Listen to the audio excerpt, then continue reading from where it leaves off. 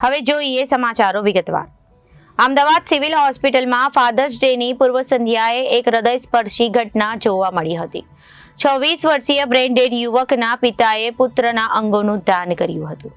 પિતાએ અકસ્માતમાં ઈજા પામી બ્રેઇન ડેડ થયેલા યુવાન પુત્રના અંગનો દાન નિર્ણય કરી પોતાના ઘરનો દીપક બુઝાતા બીજા 3ના દીપક ઝળહળતા કર્યા હતા। અમદાવાદ હોસ્પિટલમાં ફાધર્સ ડેની પૂર્વ સંધ્યાએ એક હૃદયસ્પર્શી ઘટના જોવા મળી હતી।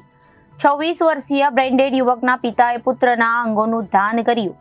પિતાએ અકસ્માતમાં ઈજા પામી બ્રેઇન ડેડ થયેલા યુવાન પુત્રના અંગદાનનો નિર્ણય કરી પોતાના ઘરનો દીપક બુઝાતા બીજા 3 ઘરના દીપક ઝળહળતા કર્યા હતા।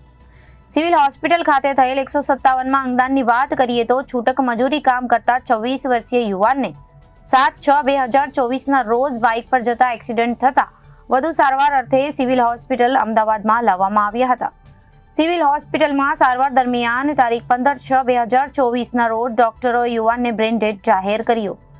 યુવાનના પરિવારમાં છૂટક મજૂરી કામ કરતા એવા તેમના પિતાને સિવિલ હોસ્પિટલના ડોક્ટરની ટીમે પુત્રના બ્રેઇન ડેડ હોવા તેમજ અંગદાન વિશે સમજાવતા તેમણે કઠણ હૃદયે પુત્રના અંગોનું દાન કરવાનો નિર્ણય કર્યો। ઉક્ત ગુપ્તદાન અંગદાન થકી 2 કિડની તેમજ 1 લીવરનું દાન મળ્યું હતું।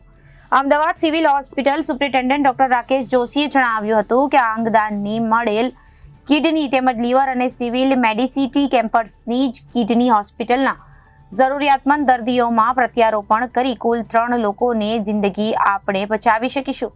તેમણે એ પણ જણાવ્યું હતું કે સિવિલ હોસ્પિટલ અંગદાનની ટીમ રાત દિવસ કાર્યરત છે, જેના પ્રયત્નોથી છેલ્લા 1 અઠવાડિયામાં 2 અંગદાન સિવિલ હોસ્પિટલ ખાતે થયા છે।